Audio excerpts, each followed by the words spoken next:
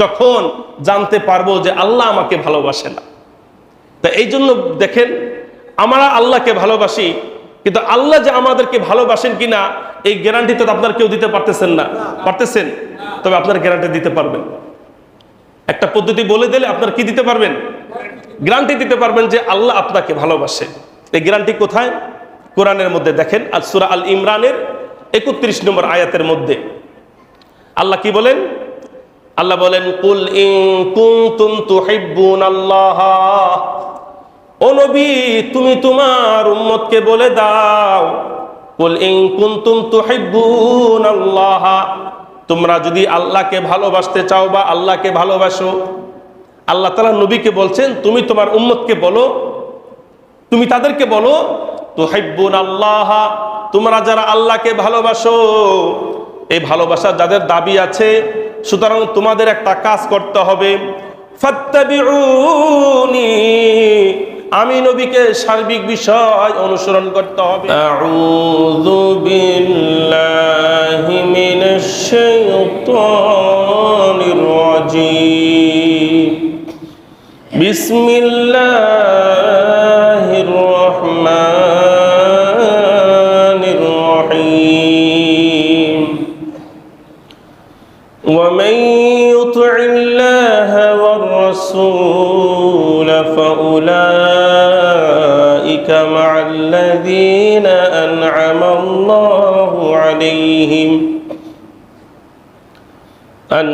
আল্লাহু আলাইহিম মিনান নাবিয়্যিনা ওয়াস-সিদ্দীকিনা ওয়াশ-শুহাদা'i ওয়াস-সালিহিন।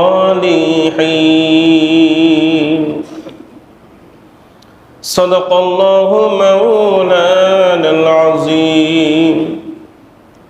وقال النبي صلى الله عليه وسلم لا يؤمن أحدكم حتى أكون أحب إليه من والده وولده والناس أجمعين، أو كما قال عليه الصلاة والسلام। আলহামদুলিল্লাহ, আল্লাহ রাব্বুল আলামিনের দরবারে লক্ষ কোটি শুকরিয়া যে মহান আল্লাহ রাব্বুল আলামিন পবিত্র জুমার দিন জুমার নামাজ হুকুম আদায় করার জন্য আল্লাহ রাব্বুল আলামিন তার অসংখ্য বান্দাদের মধ্য থেকে আমাদেরকে নির্বাচন করেছেন, আমাদেরকে তার ঘরে আসার তৌফিক দান করেছেন, কোরআন ও হাদিস থেকে আলোচনা শুনবার জন্য বসার তৌফিক দান করেছেন। এই জন্য আমরা সকলে অন্তরে গহীন থেকে উচ্চ কণ্ঠে বলি আলহামদুলিল্লাহ। সম্মানিত মুসলিম ভাইরা, গত সপ্তাহে আলোচনা হয়েছিল আমাদের নবী হযরত মুহাম্মদ মুস্তাফা, সকলে বলেন সাল্লাল্লাহু আলাইহি সাল্লাম, তার মান মর্যাদা সম্মান কত বেশি। কেন এত বেশি?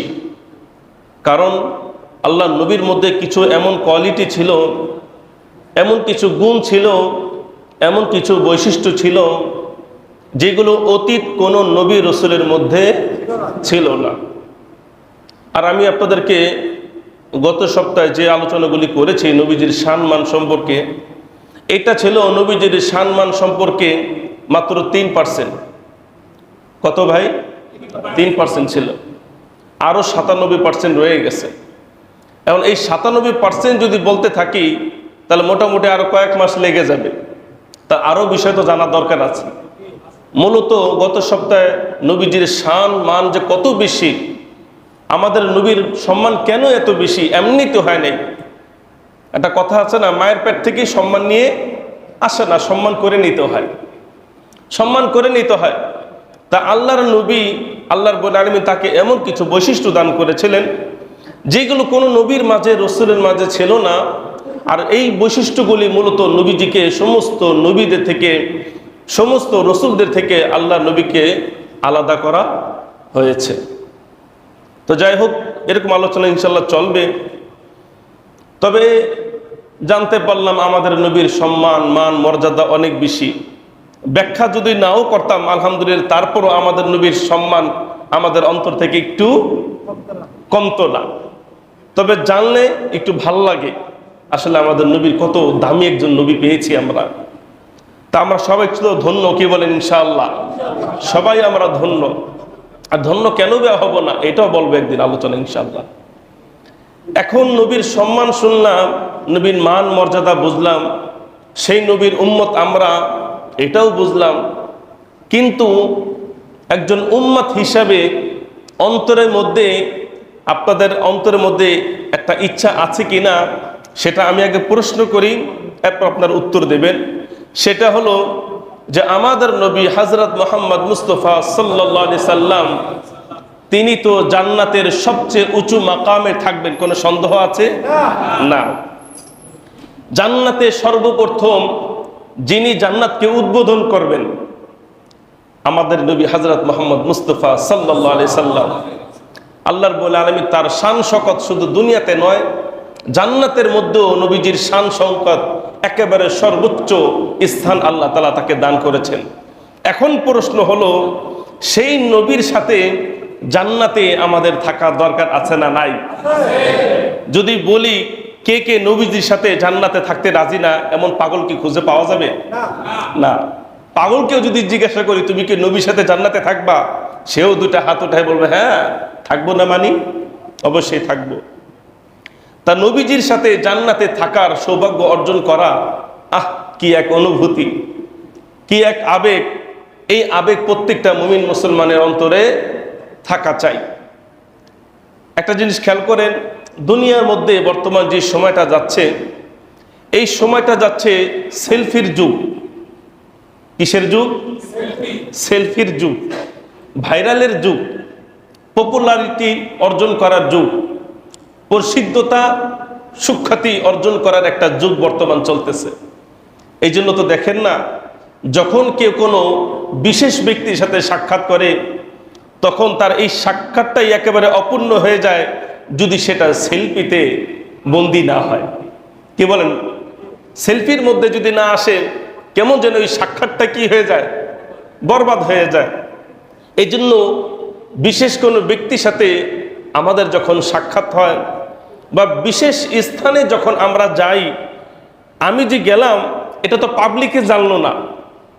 আমি যে ডক্টর ইউনূস সাহেবের সাথে সাক্ষাৎ করলাম এটা তো পাবলিকে জানলো না। আমি বাংলাদেশের সবচেয়ে ধনী ব্যক্তি তার বাসায় গিয়ে যে টেবিলে একসাথে খানা খেলাম এটা তো কেউ জানলো না। জানাইতে হবে কিভাবে? সেলফির মাধ্যমে, ছবি তোলার মাধ্যমে। তাহলে এটা করে আমরা কি বোঝাতে চাই? যে আমি কিন্তু সাধারণ কোনো মানুষ না, আমার কিন্তু ডক্টর ইউনূস সাহেবের সাথে ওঠা বসা আছে, পাবলিক তোমরা সবাই দেখো। তাহলে ব্যক্তি, উচ্চ পদের ব্যক্তির সাথে একটু সময় অতিবাহিত করা, এটা দুনিয়ার মানুষই নিজের জন্য খুব ভাগ্যের বিষয় মনে করে। আর এটাকে যদি আরো কি বলে ফেসবুক ইউটিউবে দিতে পারে তবে আরো বেশি নিজেকে ধন্য মনে হয়। কি বলেন ভাই? এ হলো দুনিয়ার অবস্থা। তা দুনিয়ায় একজন সেলিব্রিটি অথবা একজন বড় সুখ্যাতি প্রসিদ্ধ কোনো ব্যক্তির সাথে যদি আমাদের এই থাকার আগ্রহটা, ছবি তোলার আগ্রহটা যদি এত বেশি হয়, তাহলে আল্লাহর নবীর সাথে জান্নাতে থাকার সৌভাগ্য এর চাইতে কি কম হওয়া দরকার, নাকি হাজার হাজার লক্ষ লক্ষ গুণ বেশি হওয়া দরকার? লক্ষ গুণ বেশি দরকার। সুতরাং নবীর সাথে কিভাবে জান্নাতে থাকা যায়, নবীর সাথে জান্নাতে যেভাবে সেলফি তোলা যায়, কি বলেন? জান্নাতে সেলফি তোলার ব্যবস্থা থাকবে রে ভাই, আফসোস করেন না। জান্নাতে থাকবে, এমন কোনো বান্দার চাহিদা নাই যেই চাহিদা আল্লাহ তাআলা জান্নাতের মধ্যে কি করবেন না, পূরণ করবেন না। তা নবীজির সাথে জান্নাতে থাকা প্রত্যেকটা মুমিনের কাম্য হওয়া দরকার, প্রত্যেকটা মুমিনের চাহিদা হওয়া দরকার। যে দুনিয়া এই সমস্ত ব্যক্তি তো তুচ্ছ, যদি ঈমান নিয়ে না মারা যেতে পারে। এই ইলন মাস্কের সাথে কেউ যদি ছবি তোলে বা তার সাথে একটু সময় দেয়, এটাকে ধন্য মনে করার কিছু নাই। কারণ এই ইলন মাস্ক সে মুসলমান নয়, সে যাবে যদি তওবা না করে, যাবে কোথায়? জাহান্নামে। তো যাই হোক বন্ধুরা আমার, নবীর সাথে কিভাবে জান্নাতে থাকা যায় এমন কিছু আমলের কথা ইনশাল্লাহ আজকে শুরু করলাম। যদি শেষ হয় ভালো কথা, যদি শেষ না হয় তাহলে ইনশাল্লাহ আগামী জুমাও বলবো। কারণ এই সমস্ত বিষয়ে খুবই কমই আলোচনা হয়। নবীর সাথে জান্নাতে থাকার সুযোগ কি, নবীজির শাফাত পাওয়ার আমল কি, এই আমলগুলি নবীজির জীবনী তো শুনতেছি, আমরা শুনবো, কিন্তু কিছু কিছু সূক্ষ্ম সূক্ষ্ম আমল যেগুলো করার মাধ্যমে আমরা নবীজির শাফাত তো পাবই, তবে নবীজির সাথে থাকার একটা সৌভাগ্য সেটাও আমাদের অর্জন হবে। তাহলে নবীর সাথে কোন আমল করলেন জান্নাতে নবীর সাথে থাকতে পারবেন, অথবা নবীজির প্রতিবেশী হয়ে থাকতে পারবেন, অথবা কাল কিয়ামতের ময়দানে যখন কঠিন একটা অবস্থা হবে তখন সেই মুহূর্তে নবীজির একটু সহযোগিতা কিভাবে পাওয়া যায়, নবীজির সঙ্গ কিভাবে পাওয়া যায়, এই চেষ্টায় প্রত্যেকটা মুমিন মুসলমানের থাকা উচিত। তাহলে 1 নাম্বার ভালো করে শুনে রাখেন, নবীর সাথে জান্নাতে থাকার যে আমল আমাদের করা দরকার, সেই আমলগুলির মধ্য থেকে 1 নাম্বার আমল হলো আল্লাহর নবীকে, তার সাথে যেহেতু জান্নাতে থাকবো এই জন্য তাকে আমাদের প্রাণ, আমাদের সমস্ত কিছু চাইতে তাকে বেশি ভালোবাসতে হবে। যদি প্রশ্ন করি নবীকে ভালোবাসেন, এ কথা সবাই বলবে হ্যাঁ অবশ্যই ভালোবাসি, অবশ্যই ভালোবাসি। ভালোবাসা দেখেন অনেক প্রকার, অনেক প্রকার ভালোবাসা। মৌখিক ভালোবাসা এটা আমরা সবাই স্বীকার করি। বাস্তবিক ভালোবাসা অনেক মুমিন মুসলমান আছে যাদেরকে দেখলে মনে হয় না সে নবীকে ভালোবাসে। চাল চলন, কথাবার্তা, পোশাক পরিচ্ছদ, অবয়ব, গঠন, এগুলো দেখলে মনে হয় না নবীকে ভালোবাসে, কিন্তু এরপর মৌখিক ভালোবাসে। কিন্তু ভালোবাসাটা হওয়ার দরকার একেবারে অন্তরের গহীন থেকে, একেবারে হৃদয়ের একেবারে গহীন থেকে নবীজির প্রতি ভালোবাসা থাকা দরকার। নবীজিকে ভালোবাসি শুধু মুখ দিয়ে বললাম যথেষ্ট হবে না। নবীর প্রতি ভালোবাসা আমার সমস্ত পরিবার পরিজনের চাইতে বেশি হতে হবে। নবীর প্রতি ভালোবাসা আমার সমস্ত ব্যবসা বাণিজ্য, সমস্ত সম্পদ থেকে নবীজির প্রতি ভালোবাসা বেশি হতে হবে। নবীজির প্রতি ভালোবাসা আমাদের পরিবার পরিজন, আমাদের সন্তান, আমাদের মা বাবা, আত্মীয় স্বজন, সমস্ত রক্তবন্ধীন যত আত্মীয় স্বজন আছে সবার চাইতে নবীর প্রতি ভালোবাসা বেশি থাকতে হবে। জান্নাতে থাকবো নবীর সাথে, আর ভালোবাসা হবে নবীর প্রতি কম, আর এই ভালোবাসা নিয়ে জান্নাতে নবীর সাথে থাকবো, এটা কল্পনা করা যায় না। নবীকে অনেক বেশি ভালোবাসতে হবে। নবীর ভালোবাসা অন্তরে এমনভাবে রাখবেন যে নবীর কথা মনে পড়লে যেন আপনার একটা চোখে পানি চলে আসার একটা ভাব যেন হয়। নবীর কথা শুনলেই, নবীর কষ্টের কথা শুনলে যেন আপনার বুক কেমন যেন ধর ধর করে করা উচিত। নবীর যখন কোনো পছন্দের খাবার, পছন্দের পোশাকের কথা যখন শুনবেন, মনে যেন চায় আমি ওই খাবারটা খাই, ওই পোশাকটা যেন পরি।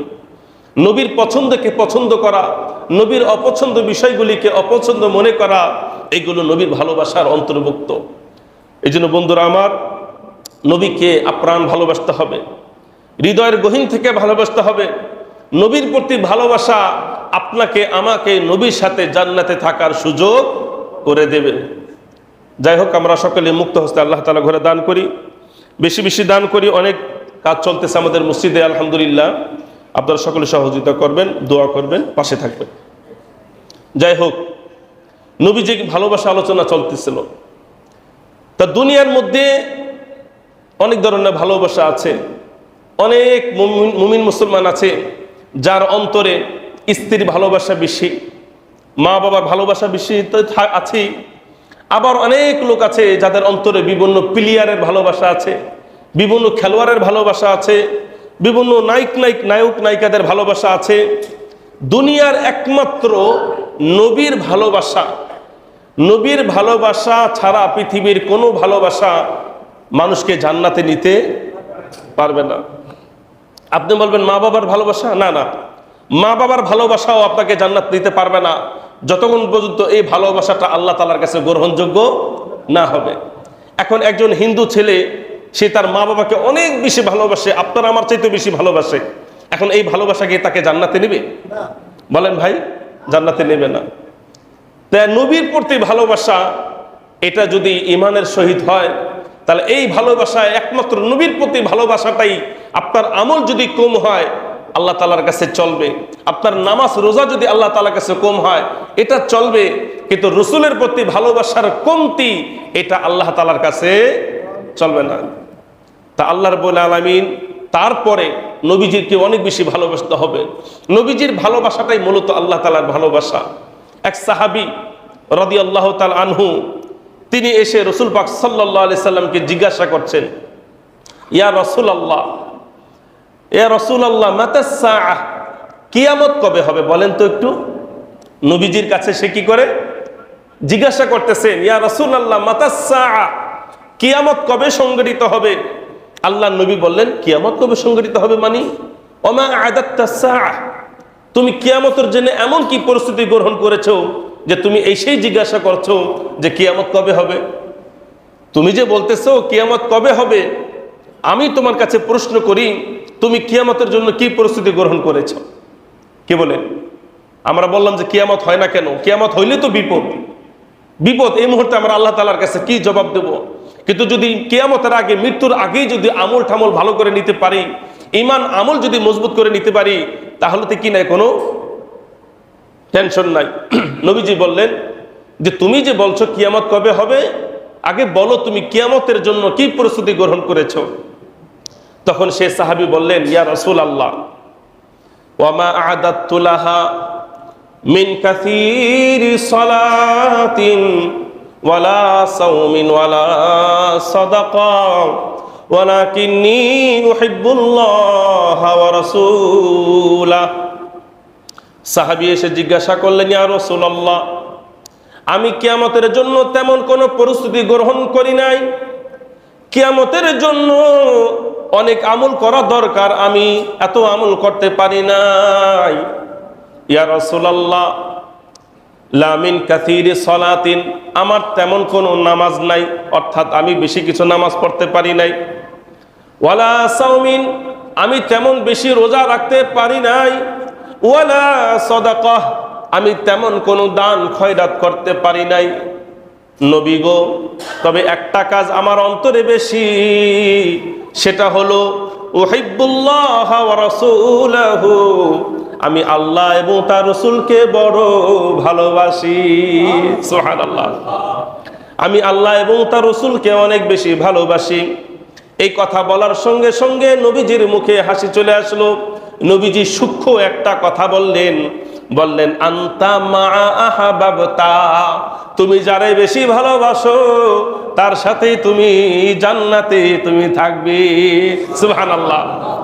অর্থাৎ আমি নবীর ভালোবাসা যদি তোমার অন্তরে হয়, আমি নবীকে যদি তোমরা বেশি ভালোবাসো, এই ভালোবাসা তোমাদেরকে জান্নাতে নিয়ে যাবে।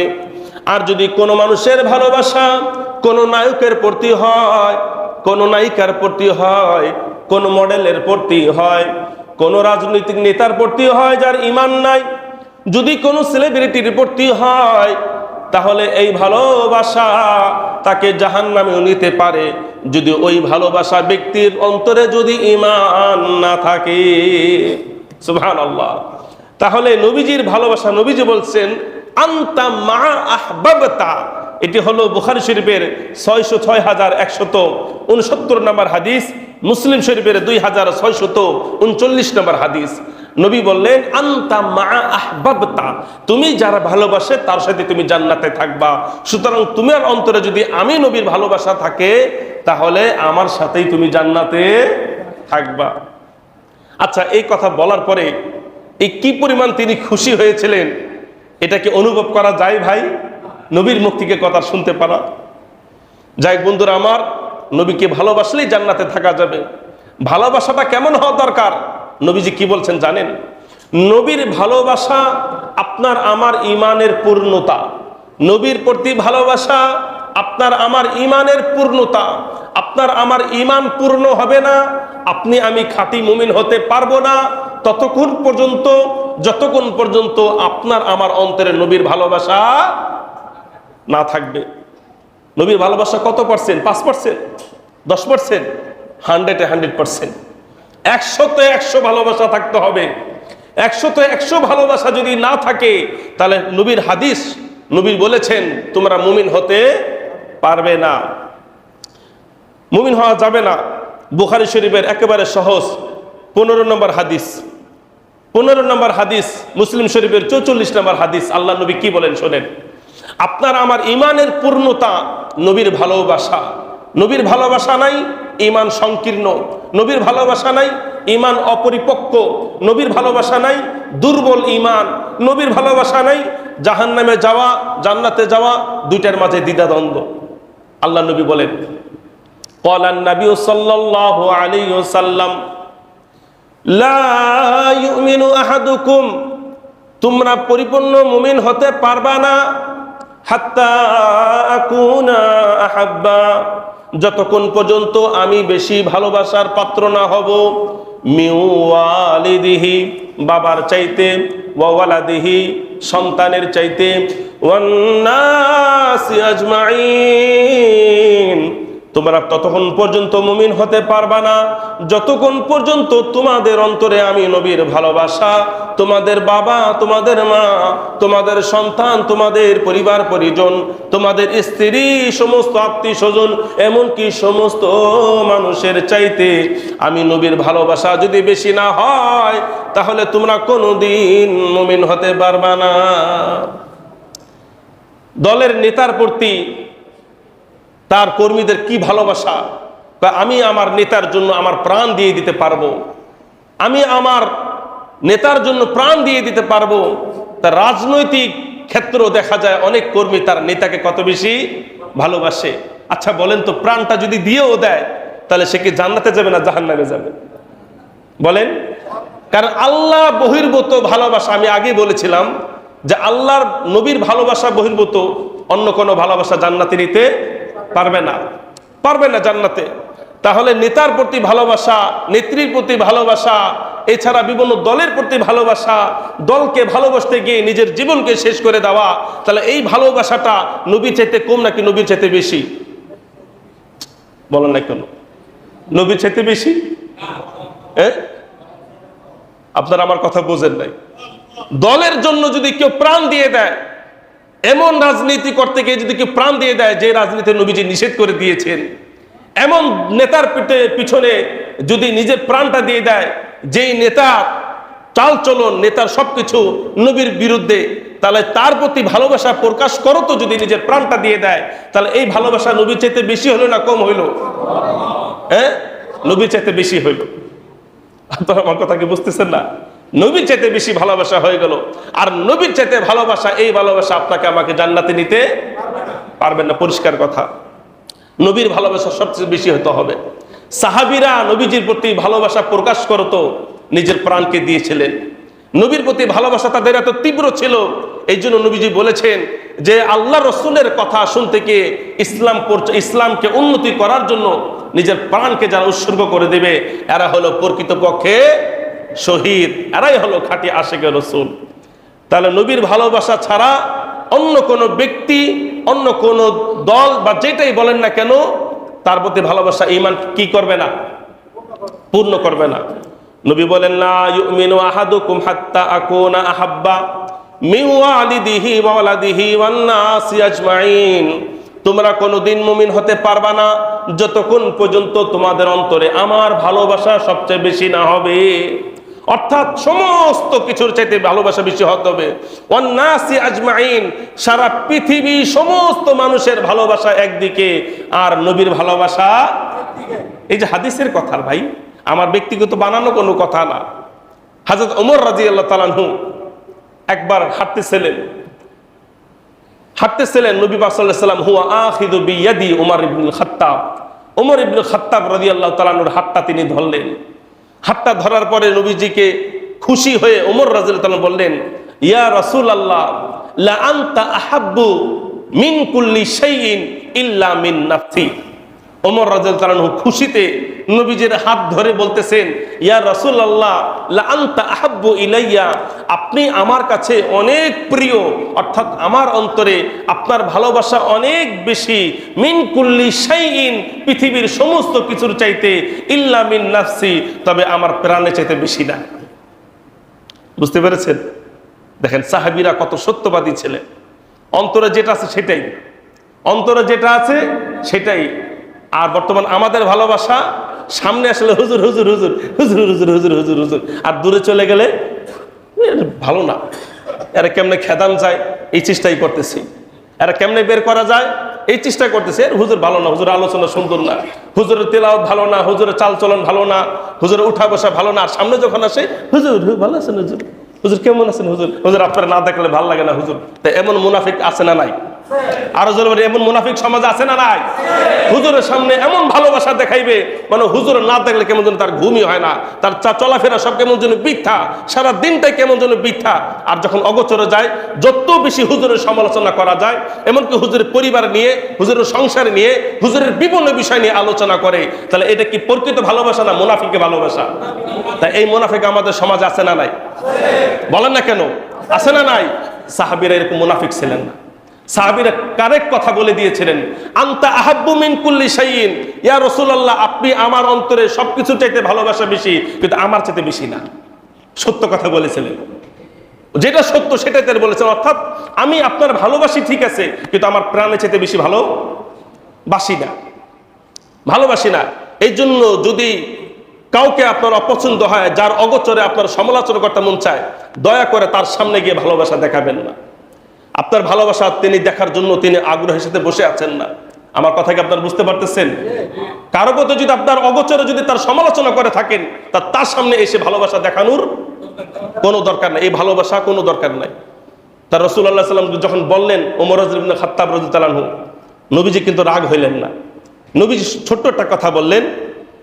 নবীজি বললেন, লা ওয়াল্লাযী নাফসি বিয়াদিহি হাত্তা আকুনা আহাব্বা ইলাইকা মিন নাফসিকা। হে ওমর, তুমি সত্য কথা বলছো যে তুমি আমাকে সবকিছুর চাইতে ভালোবাসো, কি তুমি সত্য কথা বলছো, তোমার মধ্যে কোনো নিফাকি নাই, মুনাফিকি নাই, তুমি যেটা সত্য কথা সেটাই বলে দিয়েছো। সুতরাং একটা কথা মনে রাখো ওমর, একটা কথা মনে রাখো, তুমি মুমিন হতে পারবা না ততক্ষণ পর্যন্ত ইলাইকা আহাব্বা ইলাইকা মিন নাফসিকা, তোমার প্রাণের চাইতে আমি নবীর ভালোবাসা যদি বেশি না হয়, তাহলে ওমর তুমি আমরা যতই বেশি ভালোবাসো, এই ভালোবাসা তোমাকে প্রকৃত মুমিন করতে পারবে না। ওমর চিন্তায় পড়ে গেলেন যে কি বললাম, কি হইলো। তখন উনি অনেকক্ষণ চিন্তা করলেন। অনেকক্ষণ চিন্তা করার পরে তিনি আসলে বুঝতে পারলেন যে নবীজিকে শুধু সমস্ত বস্তুর চাইতে, ব্যক্তির চাইতে ভালোবাসলে হবে না, বরং ভালোবাসতে হবে কিস দিয়ে? অন্তর দিয়ে, প্রাণ দিয়ে, প্রাণের চাইতে বেশি। কেমন? উদাহরণস্বরূপ দেখেন, প্রাণের চাইতে ভালোবাসা কোনটা আমি আপনাদেরকে বোঝাই। অর্থাৎ নবীজি যদি বলে এই মুহূর্তে তুমি আগুনের মধ্যে লাফ দাও, তাহলে আগুনের মধ্যে, এটা হলো প্রাণের চাইতে ভালোবাসা বেশি। এখন একজনের বিয়ে হবে, বিয়ে শাদী হবে, নবীজি বলতেছেন না এই মুহূর্তে বিয়ে শাদী করা যাবে না, কথার কথা, উদাহরণ, নবীজি এমনটা করেন নাই, উদাহরণস্বরূপ বলতেছি। নবীজি যদি বলেন যে এই মুহূর্তে তুমি বিবাহ করতে পারবা না, আজকে যুদ্ধের মধ্যে যাইতে হবে, এই অবস্থায় যুদ্ধের মধ্যে যাইতে হবে, তখনই সাথে সাথে রাজি হয়ে যেতে হবে। এইটাই হলো প্রাণের চাইতে বেশি ভালোবাসা। হানজালার কথা শুনেছেন না? বাসর করার পরে গোসল করাও তিনি কি সুযোগ পান নাই। হানজালা রাদিয়াল্লাহু তাআলা আনহু বাসর করার পরে গোসল করার সুযোগ পান নাই, কারণ ডাক দিয়েছেন কে? এই ডাক দিয়েছেন কে? নবীজি। নবীজি ডাক দেওয়ার পর আর এখানে বসে থাকার সুযোগ নাই। এই ছিল ভালোবাসা। তো এই কথা বলছেন, অনেক চিন্তা করার পরে ওমর খাত্তাব রাদিয়াল্লাহু আনহু তিনি বলতেছেন, ইয়া রাসূলুল্লাহ, ইয়া রাসূলুল্লাহ, লা আনতা আহাব্বু ইলাইয়া মিন নাফসি। কিছুক্ষণ আগে বলেছিলাম আপনার ভালোবাসা সবকিছুর চাইতে বেশি আমার কাছে, কিন্তু আমার প্রাণে চাইতে না। কিন্তু আমি চিন্তা করে দেখলাম যে আমার অন্তরে চাইতো, আমার প্রাণে চাইতো আপনার ভালোবাসা আমার চাইতে, আমার কাছে বেশি। সুবহানাল্লাহ। এই কথা যখন বললেন, নবীজি বলেন, আল আন ইয়া উমর, হ্যাঁ ওমর, এখন তুমি সত্য বলেছো, আর এখন তোমার ঈমান কি হয়েছে? পরিপূর্ণ হয়েছে। এই জন্য বন্ধুরা আমার, ভালোবাসা, নবীর প্রতি ভালোবাসাটা কত উচ্চাঙ্গের, কত উচ্চাঙ্গের ভালোবাসা, এটা দেখিয়েছিলেন সাহাবী রাদিয়াল্লাহু তাআলা আনহু। এই জন্য বন্ধুরা আমার, নবীজিকে কেন বা ভালোবাসবো না বলেন? নবীকে কেন ভালোবাসবো না? আমাদের প্রতি নবীজি ইহসান করে গেছেন, আমাদের প্রতি যে দয়া রহমতের বৃষ্টি তিনি যেভাবে বর্ষণ করে গেছেন, যেভাবে ভালোবাসা আমাদেরকে দিয়ে গেছেন। আরে ভাই, ইতিহাস পড়েন না, কিতাবাদি পড়েন না, কোরআনে তাফসীর দেখেন না, কোন নবী তার উম্মতকে এতটা বেশি ভালোবাসেননি যেই পরিমাণ ভালোবেসেছিলেন আমাদের নবী আমাদেরকে। আমাদেরকে ভালোবেসেছিলেন সবচেয়ে বেশি, আমাদের প্রতি ইহসান। এটা আমাদের প্রতি নবীর অনেক ইহসান, অনেক করুণা, অনেক দয়া, যে দয়া আমাদেরকে নবীকে ভালোবাসতে বাধ্য করে। 2 নাম্বার, নবীকে কেন ভালোবাসবো না? কারণ নবীকে এমন একটা সত্তা ভালোবাসে, সেই সত্তা হলো কে? আল্লাহ, আমার আল্লাহর তাআলার কাছে পৃথিবীর সবচাইতে বেশি ভালোবাসা যদি কারো থাকে তিনি হলেন হযরত মুহাম্মদ মুস্তাফা সাল্লাল্লাহু আলাইহি সাল্লাম। নবীজির ভালোবাসা সমস্ত নবীদের চাইতে আল্লাহর কাছে বেশি, নবীজির ভালোবাসা সমস্ত রসুলের চাইতে আল্লাহ তাআলার কাছে বেশি। এক কথা বললে পৃথিবীর শুরু থেকে শেষ পর্যন্ত যত নবী রসুল, যত আউলিয়া, যত আলেম, মুত্তাকি, পরহেজগার, দিনদার, ইমাম ও খতিব, মুত্তাকি, পরহেজগার যত মানুষ দুনিয়ার মধ্যে এসেছিল, বর্তমান আছে, সামনে আসবে, সবার ভালোবাসা যদি এক সাইডে রাখা হয় তাহলে নবীর ভালোবাসা এর চাইতে আরো বেশি কার কাছে?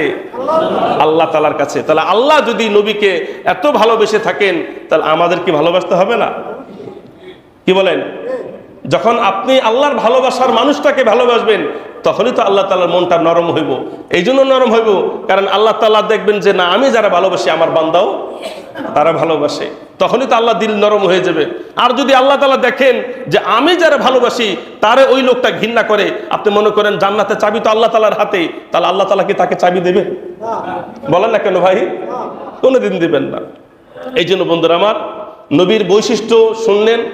নবীরকে ভালোবাসতে হলে অন্তর দিয়ে ভালোবাসতে হবে, সমস্ত ব্যবসা বাণিজ্য ভালোবাসতে হবে।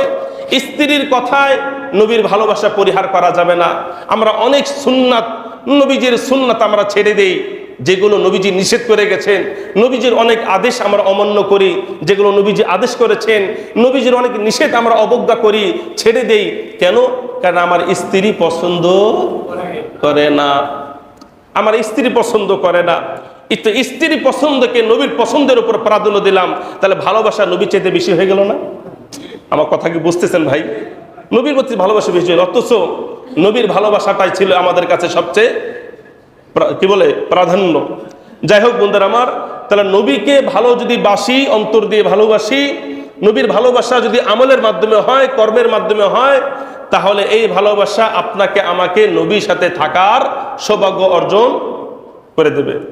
আল্লাহ তাআলা ব্যবস্থা করে দেবেন যে বান্দা তুই আমার নবীর ভালোবাসিস, তাহলে আমার নবীর সাথে তুই কি থাকবি? জান্নাতে থাকবি। তাহলে এমন কি আল্লাহ করতে পারেন কিনা বলেন? পারেন। 2 নাম্বার, নবীজির সাথে জান্নাতে থাকার সৌভাগ্য অর্জন হবে আরেকটি আমলের উসিলায়। সেই আমল হলো নবীর আনুগত্য করা, সার্বিক বিষয় নবীকে অনুসরণ করা। জীবন ব্যবস্থা, এই জীবন ব্যবস্থা তখন হবে যখন নবীর সুন্নাত অনুযায়ী পরিচালিত করব। নবীর আইন অনুযায়ী, নবীর বলে যাওয়া তরিকা অনুযায়ী, নবীর বলে যাওয়া পদ্ধতি অনুযায়ী যখন আপনারা আমার জীবন ব্যবস্থা পরিচালিত হবে, তখনই বুঝতে হবে, তখনই আপনার আমি নবীর সাথে কি করব? জান্নাতে থাকার সৌভাগ্য অর্জন করব। যেটাকে বলা হয় ইতাআতুর রাসূল। ইতাআতুর রাসূল, এই ইতাআতুর রাসূল কত গুরুত্বপূর্ণ এটা মনোযোগ সহকারে শোনেন। আচ্ছা, আল্লাহকে তো সবাই ভালোবাসেন নাকি? সবাই বলবেন, আমার সাথে কথা উত্তর দেবেন। আল্লাহকে তো সবাই ভালোবাসেন। আল্লাহ যে আপনাকে আমাকে ভালোবাসে এটা গ্যারান্টি দিতে পারবেন? হ্যাঁ, আল্লাহকে সবাই ভালোবাসেন, এতে কোনো সন্দেহ নাই। কিন্তু আল্লাহ যে আপনাকে আমাকে ভালোবাসে এই গ্যারান্টি কি দিতে পারবেন? এখন আপনি সারা জীবন আল্লাহকে ভালোবেসে গেলেন, কিন্তু শেষ পর্যন্ত আল্লাহ তাআলাই আপনাকে কি করলো? আপনার ভালোবাসাটাকে তুচ্ছ করে দিল। অর্থাৎ আপনার ভালোবাসাকে সে গ্রাহ্য কি বললো? গ্রহণ করলো না, গ্রহণ করলো না। এই যে বিষয়টা এমন হয়ে গেল, এক লোক একটা মেয়েকে ভালোবাসে, বছরকে বছর তার ভালোবাসার পেছনে ছোটাছুটি করে একেবারে বছরকে বছর সে পার করে দিয়েছে। সে মনে মনে ভাবতেছে মনে হয় সেও আমাকে কি ভালোবাসে। এই ভালোবাসা করতে করতে গিয়ে নিজের জীবনের অনেক টাকা পয়সা বলেন, অনেক সময় সে নষ্ট করে দিয়েছে। পরে জানতে বললো যে আসলে মেয়েটা আমাকে ভালোবাসে না, মেয়েটা অলরেডি 2 বাচ্চার মা, সে আমাকে ভালোবাসে না, সে আমাকে কোনোদিন কল্পনার মধ্যে আনিনি, কখনো আমাকে ভালোবাসতে ইচ্ছাও করেনি। তখন তার মনটা কি পরিমাণ ভাঙবে? এর চাইতে হাজার হাজার গুণ বেশি ভাঙবে যখন জানতে পারবো যে আল্লাহ আমাকে ভালোবাসে না। তা এই জন্য দেখেন, আমরা আল্লাহকে ভালোবাসি, কিন্তু আল্লাহ যে আমাদেরকে ভালোবাসেন কিনা এই গ্যারান্টি তো আপনার কেউ দিতে পারতেছেন না। পারতেছেন? তবে আপনার গ্যারান্টি দিতে পারবেন। একটা পদ্ধতি বলে দিলে আপনার কি দিতে পারবেন? গ্যারান্টি দিতে পারবেন যে আল্লাহ আপনাকে ভালোবাসে। এই গ্যারান্টি কোথায়? কোরআনের মধ্যে দেখেন, আর সূরা আল ইমরানের 31 নম্বর আয়াতের মধ্যে আল্লাহ কি বলেন? আল্লাহ বলেন, কুল ইন কুনতুম তুহিব্বুনাল্লাহ, ও নবী তুমি তোমার উম্মতকে বলে দাও, কুল ইন কুনতুম তুহিব্বুনাল্লাহ, তোমরা যদি আল্লাহকে ভালোবাসতে চাও বা আল্লাহকে ভালোবাসো। আল্লাহ তাআলা নবীকে বলছেন তুমি তোমার উম্মতকে বলো, তুমি তাদেরকে বলো তুহিব্বুনাল্লাহ, তোমরা যারা আল্লাহকে ভালোবাসো, এই ভালোবাসা যাদের দাবি আছে, সুতরাং তোমাদের একটা কাজ করতে হবে, ফাত্তাবিউনি, আমি নবীকে সার্বিক বিষয় অনুসরণ করতে হবে, আমি নবীর কথার অনুযায়ী চলতে হবে। যেইভাবে ব্যবসা বাণিজ্য সংসার রাষ্ট্র পরিচালনা করার জন্য আমি নবী বলেছিলাম সেইভাবে তোমাদের করতে হবে। অর্থাৎ যে সমস্ত কাজ আছে ভালো কাজ, আমি নবীর কথার অনুসরণ করতে হবে। যে সমস্ত খারাপ কাজ আছে সেই সমস্ত খারাপ কাজ থেকে আমি নবীর কথা শুনে বিরত থাকতে হবে। কুল ইন কুনতুম তুহিব্বুনাল্লাহ, তোমরা যদি আল্লাহকে ভালোবাসো, ফাত্তাবিউনি, আমি নবীকে তোমরা বেশি বেশি অনুসরণ করো। তোমরা যদি আমাকে বেশি অনুসরণ করো তাহলে কি হবে, ইউহিব্বুকুমুল্লাহ, তাহলে আল্লাহ তোমাদেরকে ভালোবাসা শুরু করে দেবে। সুবহানাল্লাহ।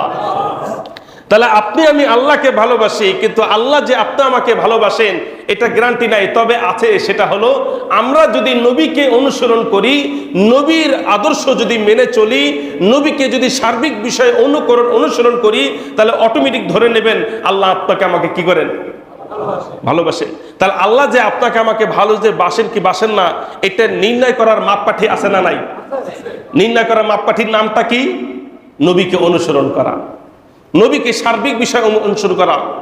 ব্যবসা বাণিজ্য করতেছেন, দেখেন এখানে নবীজি কি মূলনীতি রেখে গেছে, এখানে কি খারাপ কাজ আছে, কি অন্যায় কাজ আছে, কি বৈধ অবৈধ কাজ আছে, নবীজি কি বলেছেন ব্যবসার ক্ষেত্রে ঘাটাঘাটি করেন, এটা হবে ব্যবসার ক্ষেত্রে নবীর অনুসরণ। বিবাহ শাদী করেছেন, বিবাহ শাদী করার ক্ষেত্রে সময় নবীজি কি রীতিনীতি করতে বলেছেন, কি দায়িত্ব পালন করার জন্য বলেছেন, দেখেন সেটার সাথে কোনো মিল আছে কিনা, সেটার সাথে কোনো মিল আছে কিনা। বিবাহ করার পর স্ত্রী নবীজির কি বলে, স্ত্রীর কি কি হক আদায় করার জন্য নবীজি বলেছেন, এখন দেখেন যে আপনি আমি সেই অধিকার আদায় করতেছি কিনা, মিলাই দেখেন। এটা হবে বৈবাহিক নবীজির অনুসরণ। এরকম ভাবে পর্যায় পর্যায় ক্ষেত্রে আপনি আমি মিলাবো, যোগ করব, বিয়োগ করব যে আমার এই কাজের মধ্যে নবীজির সুন্নাত বা আদর্শ আছে কিনা, আছে কিনা। এইভাবে যদি মিলিয়ে মিলে জীবনটা পরিচালনা করতে পারেন, তাহলে ইনশাআল্লাহ আল্লাহ তাআলা ভালো শুধু বাসবেন না, ভালো শুধু বাসবেন না, আরো কি করবেন শুনেন। আল্লাহ নবী বলেন, ফাত্তাবিউনি, তোমাদের জীবনের সার্বিক বিষয় আমাকে অনুসরণ করো। তাহলে এই কাজটা যখন তোমরা করবা, ইউহিব্বুকুমুল্লাহ, এক নাম্বার আল্লাহ তোমাদের সবাইকে অনেক বেশি ভালোবাসবেন।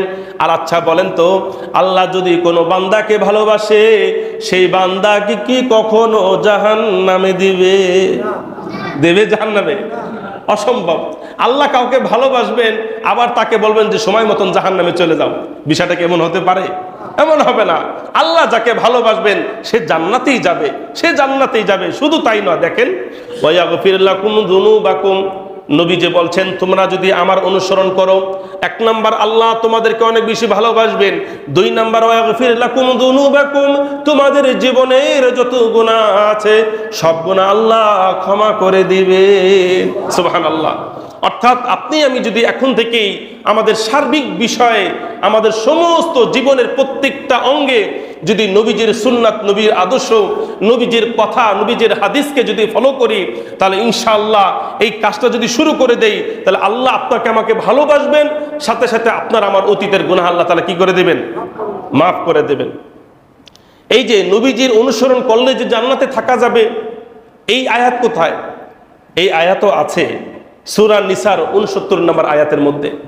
নবীজিকে সার্বিক বিষয়ে ফলো করলে, নবীজিকে নিজের অনুসৃত ব্যক্তি বানালে, সেই ব্যক্তি জান্নাতে যে নবীর সাথে থাকবে, আমার আল্লাহ রাব্বুল আলামিন স্পষ্টভাবে কোরআনে বলে দিয়েছেন। সূরা নিসার 69 নম্বর আয়াতে আল্লাহ তাআলা কি বলেন? আল্লাহ বলেন, ওয়া মান ইউতিআল্লাহা ওয়া রাসূলা, যারা জীবনের সার্বিক বিষয় আল্লাহ ওয়া রাসূলা, রাসূলকে অনুসরণ করে। অর্থাৎ আমি যে এই কাজটা করতেছি আল্লাহ তাআলা কি বলছেন, দেখি আল্লাহর কোনো নিষেধাজ্ঞা আছে কিনা। যদি আমার এই কাজে আল্লাহর নিষেধাজ্ঞা থাকে, তাহলে এই কাজটা পরিহার করা, এটাই হলো আল্লাহ তাআলাকে অনুসরণ করা। বুঝতে পেরেছেন ভাই? আল্লাহ তাআলাকে অনুসরণ করা। আরেকটা কাজ করতেছেন বা একটা সময় কাজ করতেছেন, এই সময়টা নবীজি নিষেধ করেছেন, আর এই বিরত থাকার নামই হলো নবীজিকে কি করা? অনুসরণ করা। তাহলে আল্লাহ রাব্বুল আলামিন কোরআনে কি বলেন? ওয়া ইউতি'আল্লাহ ওয়া রাসূলা, আল্লাহ এবং রসুলকে যারা জীবনভর অনুসরণ করে, জীবন ব্যবস্থা পরিচালনা করে আল্লাহ রসুলের আদর্শ অনুযায়ী, তাহলে তারা কোন জায়গায় থাকবে মরার পরে? তারা মরার পরে কোন জায়গায় থাকবে? আল্লাহ বলেন ফাউলাইকা মাআল্লাযীনা আন'আমাল্লাহু, তারা জান্নাতে ওই সমস্ত মানুষের সাথে থাকবে। সরাসরি জান্নাত। আল্লাহ এবং রসুলকে যারা অনুসরণ করবে সরাসরি কোথায়? জান্নাত। ফাউলাইকা, তারা থাকবে মাআল্লাযীনা, ওই সমস্ত ব্যক্তিদের সাথে আন'আমাল্লাহু আলাইহিম, যাদেরকে আল্লাহ অনেক বেশি নিয়ামত দান করেছেন। এখন প্রশ্ন হবে, কাদেরকে আল্লাহ বেশি নিয়ামত দান করেছেন? সেই লোকদেরকে আমি খুঁজে পাবো কোথায়? আল্লাহ বলছেন না না, এই কথাও কোরআনে আছে। আল্লাহ বলেন মিনান নাবিয়্যিনা, তারা হলো নবীরা, ওয়াস সিদ্দিকিনা, তারা হলো সাহাবীরা, ওয়াস শুহাদাই, তারা হলো শহীদরা, ওয়াস সালিহিন, তারা হলো নেককার মুত্তাকি পরহেজগার বান্দারা। অর্থাৎ জান্নাতে যেরকম ভাবে নবীরা থাকবে, জান্নাতে যেরকম ভাবে সিদ্দিকিন সাহাবারা থাকবে, জান্নাতে যেরকম ভাবে শহীদরা থাকবে, জান্নাতে যেরকম ভাবে নেককার পুণ্যময় ব্যক্তি থাকবে। আর আল্লাহ তাআলা বলতেছেন এই চার শ্রেণীর মানুষ তো জান্নাতে থাকবেই। সুতরাং তোমরা যদি এই চার শ্রেণীর মানুষের সাথে জান্নাতে যদি থাকতে চাও, তাহলে তোমাদের আল্লাহ এবং রাসূলের সার্বিক বিষয় অনুসরণ করতে হবে। সার্বিক বিষয় নবীজি আল্লাহ রাসূলের অনুসরণ করলে আল্লাহ বলতেছেন তার হাসর হবে, তার জান্নাতে থাকার ব্যবস্থা হবে মিনান নাবিয়িনা, নবীদের সাথে, ওয়াস সিদ্দিকিনা, সাহাবীদের সাথে, ওয়াস শুহাদা, শহীদদের সাথে, ওয়াস সালিহিন, নেককার মুত্তাকি পরহেজগার ব্যক্তিদের সাথে। আচ্ছা বলেন তো, এই চার শ্রেণীর মানুষের সাথে জান্নাতে থাকতে চাই কিনা? অবশ্যই চাই। তাহলে আমাদের কি করতে হবে? আল্লাহ এবং রাসূলের অনুসরণ করতে হবে, নবীর তরিকা অনুযায়ী চলতে হবে, নবীর সুন্নাত ফলো করতে হবে, নবীর হাদিস ফলো করতে হবে। এজন্য বন্ধুরা আমার, এটা করলে আরো কি লাভ হবে? আপনাদেরকে দুই তিনটা আয়াত শোনাই। আল্লাহ এবং তার রসুলকে অনুসরণ করলে শুধু কেবল সে কোথায় থাকবে না, শুধু সে জান্নাতেই থাকবে না, বরং দুনিয়ার মধ্যে যতদিন সে থাকবে, যারা আল্লাহ রসুলকে ফলো করবে, অনুসরণ করবে, দুনিয়ার মধ্যে যতদিন থাকবে আল্লাহর পক্ষ থেকে রহমত তাদের উপর বর্ষিত হতে থাকবে। জোরে বলেন সুবহানাল্লাহ। এটা হলো আল ইমরানের 132 নম্বর আয়াত। আল্লাহ বলেন ওয়া আতিউল্লাহ ওয়া রাসূলা, ওয়া আতিউল্লাহ ওয়া রাসূলা, তোমরা দুনিয়ার মধ্যে যতদিন থাকবা আল্লাহ এবং রাসূলের অনুসরণ করবা। আর এই কাজটা যখন তোমরা করবা, লাআল্লাকুম তুরহামুন, তোমাদের উপর আল্লাহর পক্ষ থেকে রহমত বর্ষিত হতে থাকবে। সুবহানাল্লাহ। শুধু তাই নয়, রসুলের অনুসরণ করা, সরাসরি আল্লাহকে অনুসরণ করা, রসুলের অনুসরণ না করা, সরাসরি আল্লাহ তাআলাকে অনুসরণ না করা। অর্থাৎ আপনি যদি নবীজিকে অনুসরণ করেন, নবীজি কি বলেছেন এই দিকে যদি আপনি চলেন, তাহলে অটোমেটিক কাকে অনুসরণ করা হয়ে যাচ্ছে? বলেন না ভাই, আল্লাহকে। আর নবীকে কেউ যদি অনুসরণ না করে, যদি বলে আমি আল্লাহকে অনুসরণ করব, তাহলে এটা একেবারে জিরো। একেবারে কি জিরো, একেবারে জিরো। নবীকে ভালোবাসবা, তুমি নবীকে অনুসরণ করবা না, নবীর হাদিস বাদ দিয়া শুধু কোরআন নিয়ে থাকবা। আমাদের সমাজ, দেশের মধ্যে এক শ্রেণীর মানুষ আছে আহলে কোরআন। কি বলেন? আহলে কোরআন। এরা হাদিস মানে না, এরা হাদিস মানে না, কোরআনে যা আছে তাই, হাদিস মানতে রাজি না। আহলে কোরআন আপনারা এই যে বললাম, নেটে সার্চ দিয়ে আপনারা দেখবেন, এই আহলে কোরআন, এই ফিতনাবাজ একটা দল আছে যারা নবীর সুন্নাতকে পরিহার করে। নবীজির সুন্নাত এগুলো সত্য না, জোরে বলেন নাউজুবিল্লাহ। নবীর হাদিস এগুলো সত্য না, নাউজুবিল্লাহ। এরা কোরআন অনুসরণ করে। তাহলে কোরআন অনুসরণ করলো কাকে বাদ দিয়ে? আচ্ছা, কোরআন অনুসরণ করতেছে কার অনুসরণ করার জন্য? আল্লাহ। বাদ দিল কাকে? নবীজিকে। আর আল্লাহ তাআলা বলতেছেন এই যে নবীকে বাদ দিয়ে তুই আমার অনুসরণ করবি, এটা কোনোদিন হবে না। নবীর আদর্শ বাদ দিয়ে, নবীর সুন্নাত হাদিস বাদ দিয়ে আপনি যদি কোরআন নিয়ে শুধু থাকেন, এটা আল্লাহ তাআলার অনুসরণ হবে না। কারণ কি জানেন? আপনাদেরকে শোনাই একটা হাদিস। আল্লাহ নবী বলেন, বুখারী শরীফের 6784 নম্বর হাদিস। এই হাদিসের মধ্যে আল্লাহ নবী বলেন, হাদিসের কুদসি, হাদিসের কুদসির মধ্যে আল্লাহ তাআলাই বলেন, মান আতাআ মুহাম্মাদান, যে ব্যক্তি জীবনের সার্বিক বিষয় মুহাম্মদ সাল্লাল্লাহু আলাইহি সাল্লামকে ফলো করলো, অনুসরণ করলো, ফাকাদ আতা আল্লাহ, সে অটোমেটিক আল্লাহকে অনুসরণ করলো। সুবহানাল্লাহ। ওয়ামান আসা মুহাম্মাদান, আর যে ব্যক্তি মুহাম্মদকে বাদ দিল, মুহাম্মাদের আদর্শ বাদ দিল, মুহাম্মাদের সুন্নাত বাদ দিল, মুহাম্মাদের হাদিস বাদ দিল, মুহাম্মাদের আনিত শরীয়তকে বাদ দিল, ফাকাদ আসাল্লাহ, সে যতই কোরআন নিয়ে পড়ে থাকুক, সে কার অবাধ্যতা করলো? আল্লাহ তাআলার অবাধ্যতা করলো।